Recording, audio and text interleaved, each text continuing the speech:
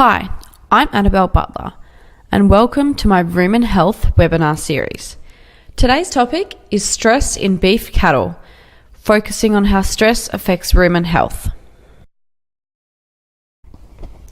Stress is often a term that is thrown around quite lightly, but it's something that needs to be seriously considered in terms of rumen health.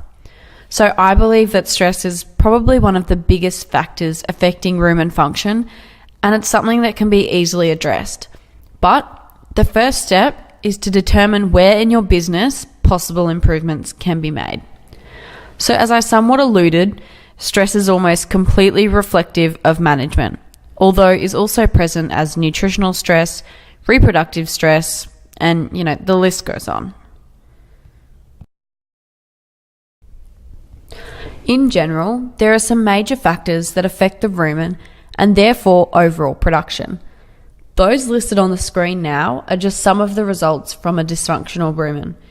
These include a reduction in dry matter intake, change in rumen pH, and a lowered immune response.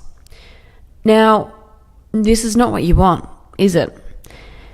Now, I'd actually like to ask you, what would you think would be the biggest management stressor on the rumen?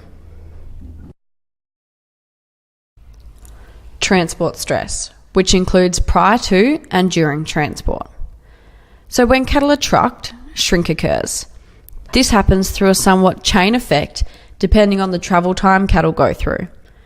The first thing to go is fill from the rumen, for example, that morning's breakfast, as well as urine and feces.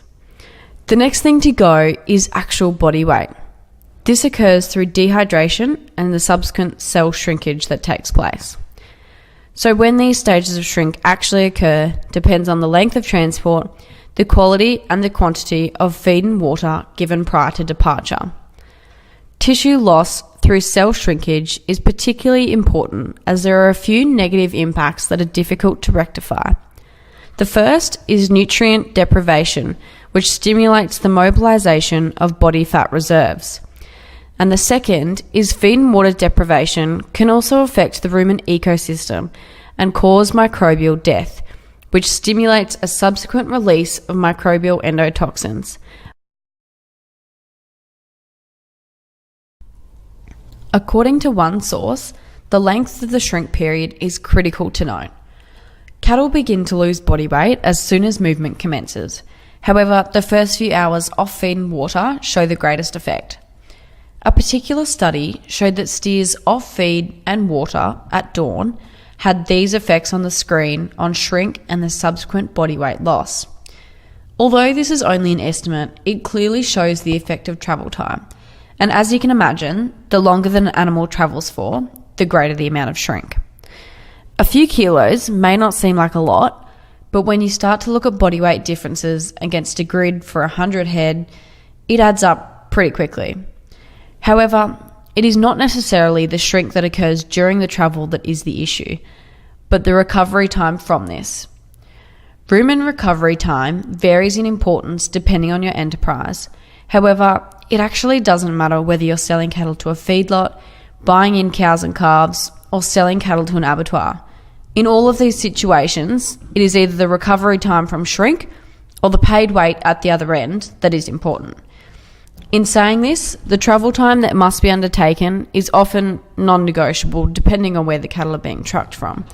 Although I think you'll be glad to know that there are a few things that you can do to decrease the amount of shrink during transport.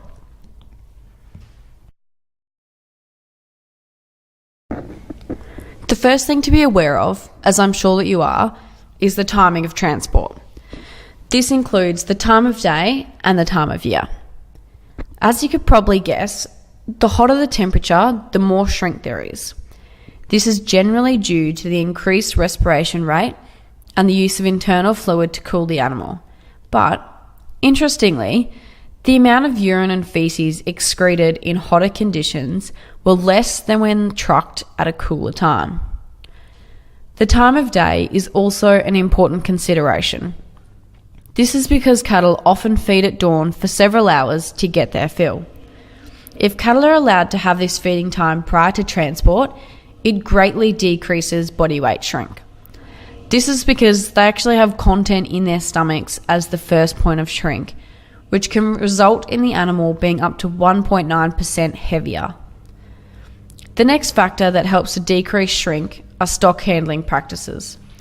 The use of low-stress stock handling practices is beneficial, as stress can have severe effects not only on shrink loss, but also on general rumen function.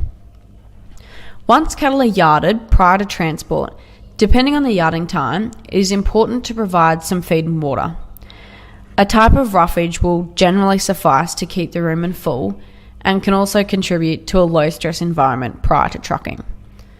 The way that cattle are loaded onto the truck, as with mustering, affects the outcome of travel on shrink and overall cattle performance.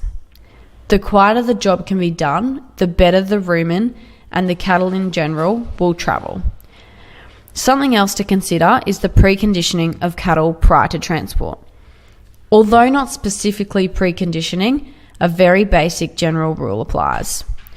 Do not make any major changes to your cattle 2 to 4 weeks prior to trucking. This includes drastic feed changes, weaning, excessive handling, and mixing stock. Not only will this reduce inflammation and irritation of the rumen, but will also help to manage dark cutting if the cattle are headed to an abattoir.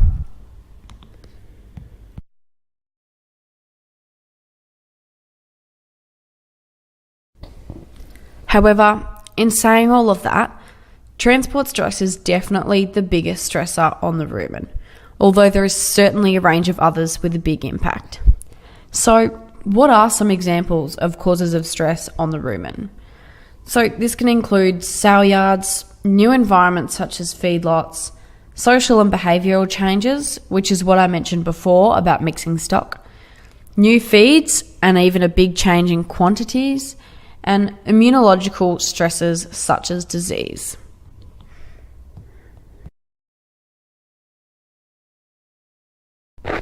Now, I think you'll be interested to know the recovery time on the rumen. To set the scene, I've got an example that was given to me which really shows the effect of stress. So, as a rough estimate, if cattle are off feed and water for 24 to 48 hours, it can take up to 2 to 4 weeks to recover rumen health. If you think about it as an example, if you had an animal arriving at a feedlot after a 24-hour trip that was destined for 100 days on feed, if it takes that animal 14 days to recover rumen health, that's only 86 days on feed.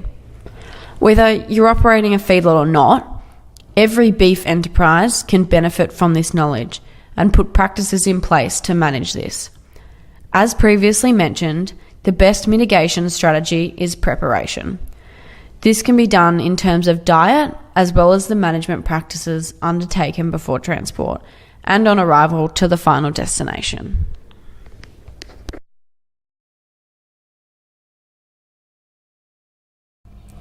We've covered a little bit of ground over this webinar, but there are a few take-home messages to note.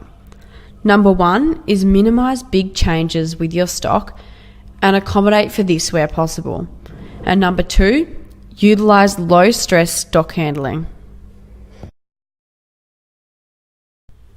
That's it for the stress webinar. I hope you learnt something. Please stay tuned for the next webinar, which will be focusing on nutrition.